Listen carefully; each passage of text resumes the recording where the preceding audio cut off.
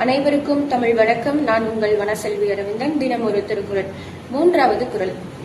மலர் மிசை ஏகினான் மானடி சேர்ந்தார் நிலமிசை நீடு வாழ்வார். என்ன பொருள்? மலர் மீது இருக்கின்ற அந்த இறைவனின் திருவடியை பற்றி கொண்டால் நீண்ட காலம் உயிர் வாழலாம். இதுவா பொருள்? இப்படியும் எடுத்துக்கொள்ளலாம்.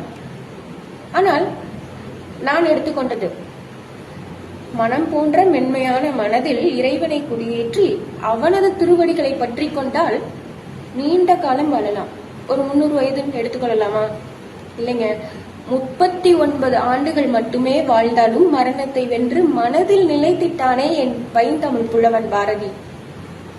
அதுதான் மரணமில்லாத வாழ்வு. அத்தகைய வாழ்வினை பெறலாம். அத்தகைய வாழ்வினை அந்த இறை நமக்கு கொடுக்கலாம்.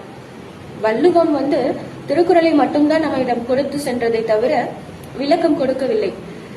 நம் புரிதலுக்கேற்ப, நம் அறிவிற்கேற்ப நாமே விளக்கங்களை எடுத்துக்கொள்ளலாம். மீண்டும் இன்னொரு திருக்குறளில் சந்திப்போம். நன்றி, வணக்கம்.